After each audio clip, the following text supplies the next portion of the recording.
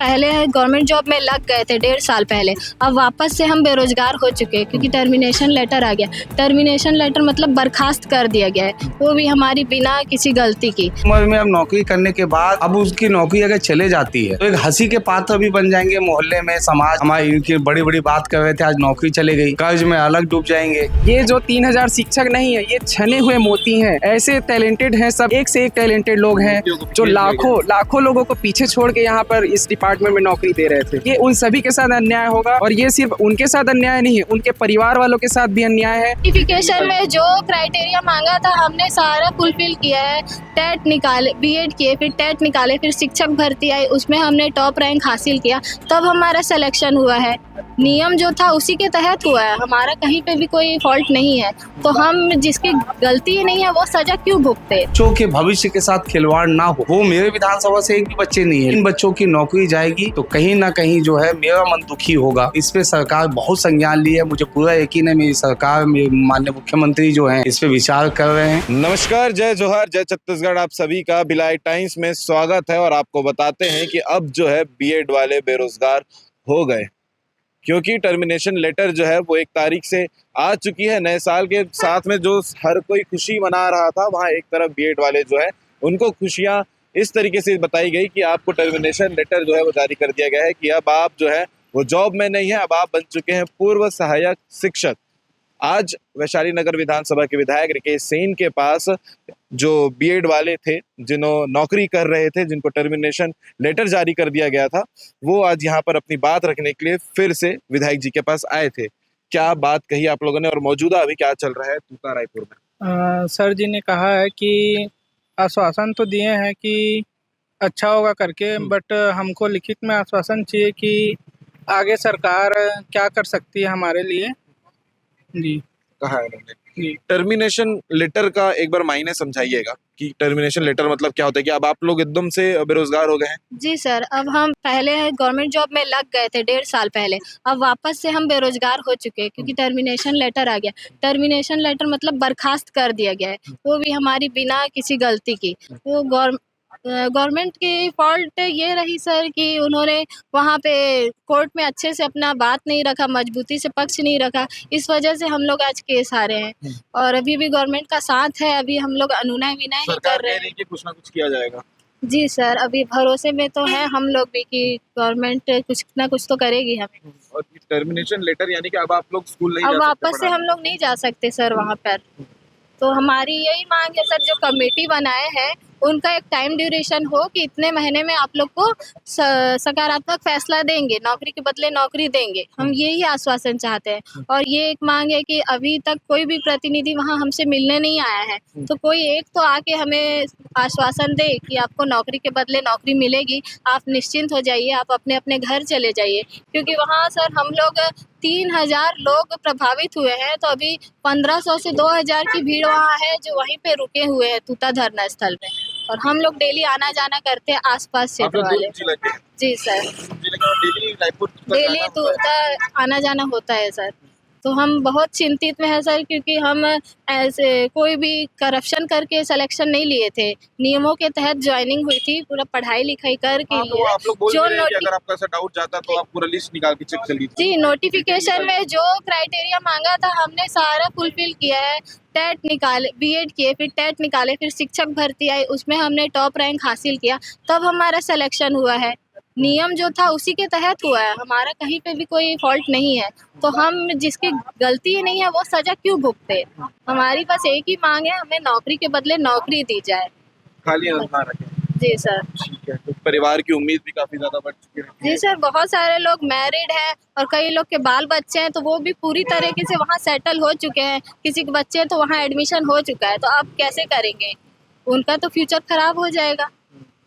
1 महीने लगभग होने को है तूता रायपुर में जब से ये धरना प्रदर्शन आप लोग कर रहे हैं, तो अभी मौजूदा क्या हालात है? सर अभी देखा जाए तो लोग अभी भी बरकरार आ रहे हैं, उतने लोग ही आ रहे हैं, लेकिन सबका यही सोचना है, सबका यही देखना है कि भाई सरकार की तरफ से ये लोग क्यों नहीं आ रहे हैं हमसे कुछ बात करने के लिए, हमें कुछ बताने के लिए, ताकि हम भी नहीं चाहते कि भाई हड़ताल करें, हम भी नहीं चाहते कि सरकार के खिलाफ जाए, हम ये चाहते हैं कि हमें नौकरी के बदले नौकरी मिले।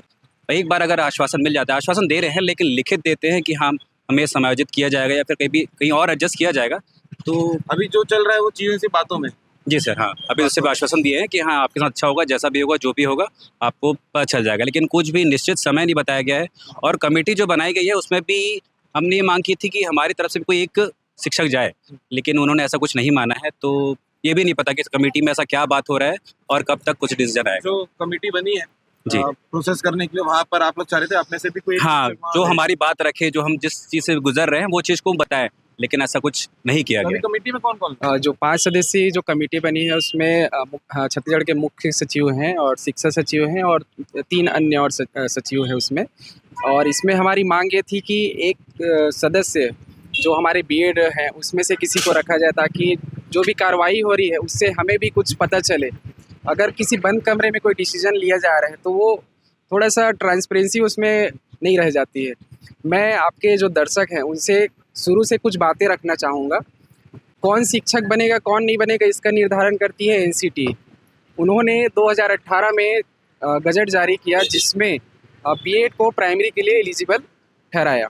और हम जब यहाँ 2023 में फॉर्म भरते हैं उसमें एलिजिबिलिटी का क्राइटेरिया था जिसमें बीएड और डीएड दोनों मान्य थे। और हम जब बीएड करते हैं तो देखते हैं कि बीएड करे कि डीएड करे। तो हमको जब अब बीएड का ऑप्शन है, ग्रेजुएट हैं, बीएड करने से प्राइमरी, मिडिल और हाई स्कूल तीनों में लग सकते हैं, तो मैं डीएड क्यों करूं? उसी आधार पे मैंने बीएड किया और नौकरी पे भी लगा। लेकिन चैलेंज किया जाता है इसको सुप्रीम कोर्ट में और उसके आधार पे अब एक ऐसा डिसीजन आता है जिसमें बीएड को प्राइमरी के लिए अयोग्य घोषित किया जाता है। उसी आधार पे हमें भी अभी 3000 लगभग 3000 लोग हैं नौकरी से निकाला गया है। हमारे टर्मिनेशन लेटर आ चुके हैं। 3000 लगभग लोग हैं, सबके टर्मिनेशन आ गए। लगभग सब के आ गए हैं, कुछ के अभी पहुंचने वाले हैं। हाँ, बाई पोस्ट जा रहे हैं। 1 तारीख को नोटिस आया था जिसमें आपका दावापत्ती भी आ गया। मेरा भी रूट में अभी पहुंचा नहीं है, 1-2 दिन में आ जाएगा। उसका आर्टिकल नंबर आ चुका है स्पीड पोस्ट का। तो टर्मिनेशन लेटर मिलने के बाद हम तो मतलब हमारे पास अब कुछ है नहीं, स्कूल नहीं जा सकते हैं, हमारे पास कुछ बचा नहीं है। 1 महीने से तूता में बैठे हुए हैं, ना कोई अधिकारी आता है, ना कोई नेता आते हैं हाल पूछने के लिए। संवाद तो होनी चाहिए ना। एक सवाल अगर ये भी है कि अगर आप लोगों को टर्मिनेट कर दिया जा रहा है तो जिन बच्चों को आप पढ़ा रहे थे उनका अभी क्या होगा? अभी वो शिक्षक विहीन है और मैं भी अभी जब मैं 4वीं-5वीं को पढ़ाता था, काफ़ी लंबे समय से उनकी तैयारी करवा रहा था नवोदय के लिए। बहुत अच्छा परफॉर्मेंस था, मुझे पूरी उम्मीद है कि वो लोग अभी वहाँ बैठ के अपने लिए कर रहे होंगे। लेकिन मैं सोचा था कि लास्ट जब समय आएगा उनको रिवीजन कराऊंगा, अच्छे फ्लो में आएंगे तो जाके एग्ज़ाम में बहुत अच्छे से कॉन्फिडेंस से वो कर पाएंगे। मुझे इस बात की भी चिंता है कि बच्चे अभी जाएंगे कैसे, क्या करेंगे। अभी उनको गाइडेंस करने के लिए कोई शिक्षक नहीं है। अभी नहीं है। हमारी नौकरी तो जा ही रही है, लेकिन साथ में हाँ, उनके लिए भी उनके लिए भी चिंता होती है कि वो अभी क्या कर रहे होंगे, किस हाल पे होंगे। बहुत सारी बातें हैं सर। संवाद होनी चाहिए, कम्युनिकेशन होने से किसी भी प्रकार का मिसअंडरस्टैंडिंग नहीं होता है। हम इस राज्य के निवासी हैं, आपके बच्चे समान हैं। अगर हमारी चिंता है, सचमुच में है, तो हमसे आके मिलिए, बात करिए या हमें बुला लीजिए, जहाँ बोलेंगे हम पहुँच सकते हैं। हमारी मुख्य मांग अभी फ़िलहाल वही है कि ठीक है, हम प्राइमरी में अगर एलिजिबल नहीं है, अयोग्य हैं, अयोग्य बोलना गलत है, हम वहाँ के लिए अपात्र हैं। योग्य तो हम तीनों के लिए थे। मैं जब कॉलेज में पढ़ रहा था तो मेरे कुछ साथी बैकलॉग लगते थे, मैं उनको भी पढ़ाता था उस समय में। तो ये किस प्रकार का क्राइटेरिया है? 11 अगस्त का डेट दिया गया है सुप्रीम कोर्ट में और उससे पहले अगर हम लोग ज्वाइन किए रहते तो वहीं पर हम लोग एलिजिबल हो जाते, और 11 अगस्त के बाद किए हैं इसलिए हमारी नौकरी हमसे छीनी जा रही है। ये कैसा क्राइटेरिया है कि एक डेट डिसाइड करेगा कि हम पढ़ा सकते हैं कि नहीं? और रही बात चाइल्ड साइकोलॉजी की, तो जब हम एग्ज़ाम देते हैं, इस एग्ज़ाम को देने से पहले हमें सीजी-टेट का एग्ज़ाम देना पड़ता है। अगर हम उसमें पास होंगे तभी हम कोई एग्ज़ाम मतलब इस एग्ज़ाम में अपीयर हो सकते हैं। बहुत सारी क्राइटेरिया है, उसको छनते-छुनाते यहाँ तक पहुँचते हैं। और एक अभी 15 महीने लगभग 1.5 साल हो चुका है वहाँ नौकरी कर रहे हैं। ऐसी जगह हैं जहाँ पर कुछ टीचर ऐसे हैं जो पहाड़ों में चढ़ के जाते हैं, नदी पार करते हैं। आप जाएँगे, आपको रहने के साधन नहीं है, पीने के लिए पानी नहीं है, वहाँ का जो पानी है लोहा युक्त है, आप प्रॉपर उसको पी भी नहीं पाओगे। ऐसी जगहों में लोग रहते हैं, कभी भी आपके घर में सांप घुस आएगा, तेंदुआ घुस आएगा, भालू एनी टाइम आपके नज़र आएंगे। मैं जहाँ जाता हूँ जंगल क्षेत्र है, मैं जहाँ जाता हूँ उसके बाउंड्री के पीछे एनी टाइम आपको भालू देखने को नज़र आ जाएगा। ऐसे जगहों में ये जो 3000 शिक्षक नहीं है, ये छने हुए मोती हैं। ऐसे टैलेंटेड हैं सब, एक से एक टैलेंटेड लोग हैं जो लाखों लोगों को पीछे छोड़ के यहाँ पर इस डिपार्टमेंट में नौकरी दे रहे थे। ये उन सभी के साथ अन्याय होगा, और ये सिर्फ उनके साथ अन्याय नहीं है, उनके परिवार वालों के साथ भी अन्याय है। और ये जितने भारत में जितने लोगों ने बीएड किया है, किस आधार पर किया है कि वो प्राइमरी में एलिजिबल हो सकते हैं, इस आधार पर बीएड किए थे, उन सभी के साथ अन्याय है। इसमें एक छोटी सी अगर कमी बोलूँ या खामी बोलूँ या कम्युनिकेशन गैप बोलूँ, जब सुप्रीम कोर्ट में डिसीजन लिया जाता है, मैं उन पे सवाल नहीं उठा सकता, मेरी उतनी औकात नहीं है सवाल करने की, लेकिन मेरे मन में जो सवाल पैदा होता है उसको मैं आपके माध्यम से लोगों तक पहुंचाना चाहता हूं। जब कोई डिसीजन लिया जाता है तो कम से कम आप एक बार बुलाइए ना, एनसीटी के अधिकारियों को बुलाइए कि आप किस आधार पे आपने नियम का बदलाव किया है 2018 में। भाई आप बीएड को शामिल कर रहे हो तो उसका कुछ आधार होगा, आप कुछ तो क्राइटेरिया डिसाइड किए होंगे ना कि 2018 में आपने शामिल किया है। और रही बात अगर बीएड और डीएड में डिफरेंस की, तो वो ट्रेनिंग का अगर डिफरेंस आता है कि हम प्राइमरी में ट्रेनिंग नहीं लेते हैं, तो उसके लिए भी एनसीटी ने बताया था कि हाँ इनको भाई 6 महीने का ब्रिज कोर्स कराया जा सकता है। ये सब बहुत सारे लूप होल होते हैं, उसको भी कवर किया गया था। लेकिन एकदम सिरे से ऐसे खारिज कर देना कि बीएड इलीगल बोला गया है। सर इलीगल मतलब गैर कानूनी, किस प्रकार से गैर कानूनी बोल सकते हैं? हम 2 साल को छोड़िए, 12वीं पढ़ते हैं, ग्रेजुएशन करते हैं, उसके बाद बीएड करते हैं। मतलब ऐसा हो गया है कि ज़्यादा पढ़ा लिखा होना आपके लिए कमी का क्राइटेरिया बन गया है कि हम ज़्यादा पढ़ लिख लिए हैं तो प्राइमरी टीचर नहीं बन सकते। ये कैसा क्राइटेरिया है भाई? अगर आप ज़्यादा पढ़े हो, और एक सवाल और मैं आपके मन में डाल रहा हूँ, आप जाके पूछिएगा डीएड वालों से, मैं उनसे डायरेक्ट बोल रहा हूँ, आप उनसे जाके पूछिएगा उनको कौन पढ़ाते थे, वो जो पढ़ाते थे उनकी योग्यता क्या थी। उनकी योग्यता भी बीएड होती है भाई। जो हमसे पढ़ रहे हैं वो हमसे ज़्यादा योग्य हो गया है क्या? हमसे जो पढ़ रहे हैं, मतलब गुरु अपने शिष्य से अयोग्य हो जाएगा? हो सकता है क्या ऐसा? ये चीज़ कहीं पर भी, और कई बातें ऐसी है, झूठ बोला गया है कि हम सिर्फ प्राइमरी में लगते हैं, ये सब बोला गया है। डीएड वालों को मिडिल में भी योग्यता है उनकी, मतलब उनको मिडिल में भी सिलेक्शन ले सकते हैं वो लोग। हाँ डीएड वाले लोग, उन लोगों ने झूठ बोला है कि हम सिर्फ प्राइमरी में लगते हैं, ऐसा वैसा करके झूठ बोला है उन लोगों ने। क्योंकि 2019 के वैकेंसी आया था उसमें भी मिडिल में लगे हैं, और अभी 2023 के वैकेंसी भी मिडिल में लगे हैं। ये चीज़ भी लोगों को पता नहीं है, जज को भी शायद पता नहीं था ये चीज़। जब बताया गया तो वो लोग बोले कि आप अपना देखो, दूसरे की चिंता मत करो। भाई जब आप गजट खारिज कर रहे हो एनसीटी का राजपत्र को, जिसमें राष्ट्रीय चिन्ह होता है, आप उसको खारिज कर रहे हो, तो खारिज कर रहे हैं तो दोनों का करो ना भाई, बीएड वालों का ही क्यों करना है भाई? बीएड को अगर आप वहाँ पे देख रहे हो कि उसी आधार पे तो उन लोग भी सिलेक्शन ले रहे हैं मिडिल में, तो खारिज होगा तो उनका भी होना चाहिए। अगर नौकरी हमको नौकरी से हटा रहे हैं प्राइमरी से, तो उनको भी मिडिल से हटाइए ना। ये कैसा न्याय है कि एक के लिए सब अच्छा है और एक के लिए सब बुरा है? आज विधायक रिकेश सेन के पास आए आप लोग अपनी बात रखने के लिए, क्या कहा विधायक? रिकेश सेन जी हम लोग के बारे में जितना अभी तक सोचे हैं, किए हैं, मैं उनके लिए एकदम दिल से आभार देना चाहूँगा, तहे दिल से आभार देना चाहूँगा। वो चाहे विधानसभा में हो, चाहे जहाँ भी उनको बोलने का मौका मिला, मुख्यमंत्री जी से सवाल भी लगाया उन्होंने, और आज भी वो हमारे लगे हुए हैं, डटे हुए हैं। हम उनके लिए हम हमेशा आते रहते, अपना घर जैसा माहौल रहता है यहाँ पे विधायक जी से। और उन्होंने अभी भी हमको आश्वासन दिया है कि आपकी नौकरी नहीं जाएगी। हो सकता है इस डिपार्टमेंट में प्राइमरी में ना बने रहे क्योंकि कोर्ट का आदेश है, तो आपको कहीं ना कहीं समायोजन किया जाएगा। उनके द्वारा ये आश्वासन हमको मिला है अभी तक। ठीक है। बाकी रायपुर में अभी क्या चल रहा है? रायपुर में सर लगातार लगभग मतलब 1500 से 2000 लोग रेगुलर आ रहे हैं, रेगुलर वहाँ अपने हक के लिए लड़ रहे हैं। अब छोटे छोटे बच्चे को लेके आते हैं। जब हमने शुरुआत की थी, पहली वीडियो जब भिलाई टाइम्स में वहाँ बनाई थी, तब खाने पीने का कोई सुविधा वहाँ नहीं थी। अभी भी वही हालात है? खाने पीने का सर ऐसे प्रॉपर सुविधा नहीं है सर। हम लोग आपसे ही कुछ कंट्रीब्यूशन करके खुद ही बनाते हैं और खुद ही खाने का प्रबंध किए हुए हैं, जैसे तैसे हम अपना गुजारा कर रहे हैं। बात यह है कि सर अब हमारी जो इनकम है वो भी बंद हो चुका है, तो धीरे धीरे सर वो भी बंद हो जाएगा। हम कब तक अपने जेब से जनवरी का तनख्वाह नहीं आएगा सर। टर्मिनेशन कर दिए, अब हमारा इनकम भी आना बंद हो गया। हाँ सर, तो अब जब इनकम ही नहीं आएगा तो सर हम वो भी नहीं कर पाएंगे, तो हम हर तरफ से टूट रहे हैं सर। तो मैं सबसे पहले तो रिकेश सेन जी का बहुत बहुत धन्यवाद करता हूं, और उनको छेरछेरा की ढेर सारी शुभकामनाएं देना चाहता हूं। और इस छेरछेरा पे मैं हमारे छत्तीसगढ़ शासन से हम सब के लिए नौकरी के बदले नौकरी, अपना रोजगार, अपनी आजीविका मांगता हूं। तो मुझसे निवेदन है सरकार से कि इस छेरछेरा के अवसर पर हमें छेरछेरा के रूप में हमारे रोजगार वापस करें, हमारी जो टर्मिनेशन है उसको वापस लें।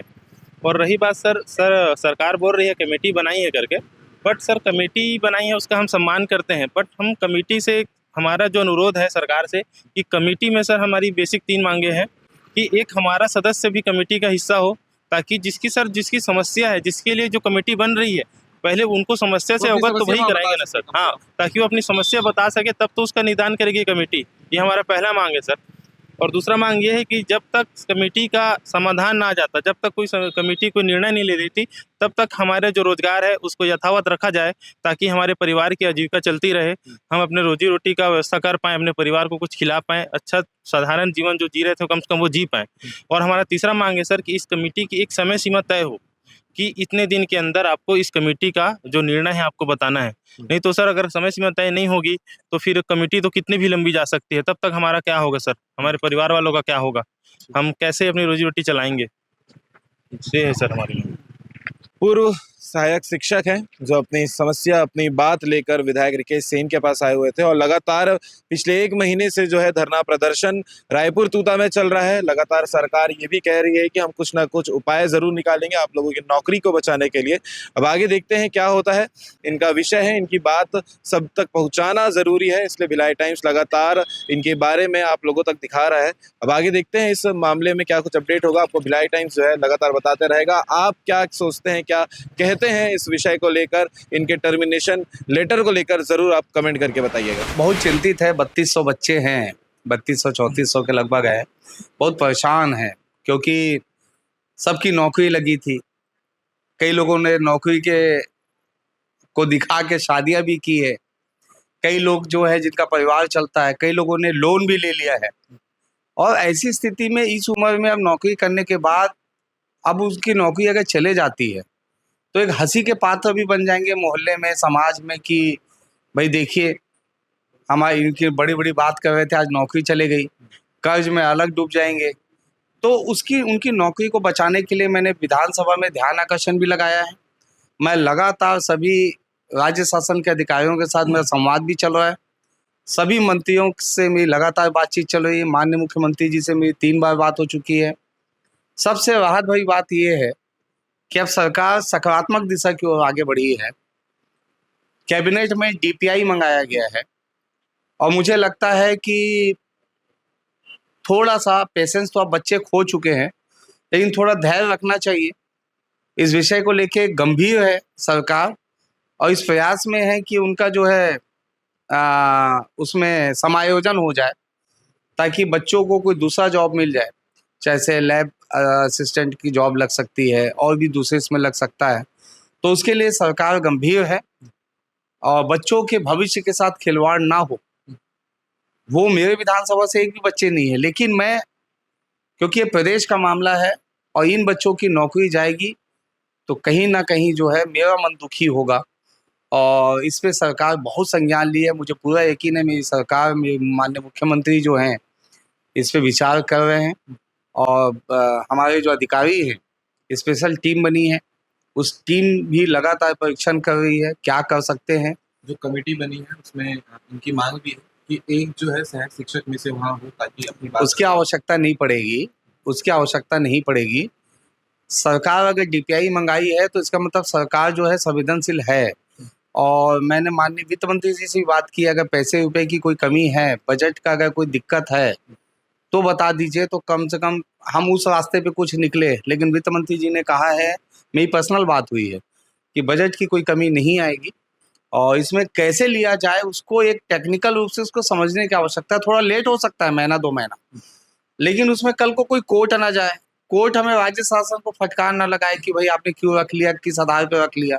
तो इसलिए एक समिति उसको तय करके जो है सकारात्मक दिशा में होगी। और मैं पर्सनल जो है जहां जहां प्रयास कर सकता हूं, बिना बच्चों से बातचीत किए, मैं लगातार जो है सबके दरवाजे खुद उन बच्चों की जगह अपने आप को रख के, जहां हाथ जोड़ना है, पांव पड़ना है, जिसके दरवाजे जाना है, उसमें मुझे कानूनी सलाह लेने की आवश्यकता पड़ रही है। मुख्यमंत्री जी से लगातार बातचीत हो रही है, मंत्रियों से बातचीत हो रही है और पूरी सरकार गंभीर है। हमारे प्रदेश अध्यक्ष किरण देव जी खुद उसमें प्रयासरत है कि वो लगे। हमारा संगठन भी चाहता है कि सरकार से बातचीत कर रहा है कि कैसे भी ये बच्चों का हो जाए। बस डर इस बात का रहता है कि बच्चों को कोई दूसरे लोग दिग्भ्रमित करके कोई नई दिशा की ओर ना ले जाए। तो थोड़ा धैर्य और पेशेंस रखना चाहिए, अच्छा होगा जो होगा। उनका भविष्य जो आज छेवरी छेवा का समय है, बच्चे आज आए भी थे छेवा छेवी मांगने, मैंने उन्हें भरपूर आशीर्वाद दिया है। एक विधायक के नाते मैं जो कर सकता हूँ करने का प्रयास करूँ।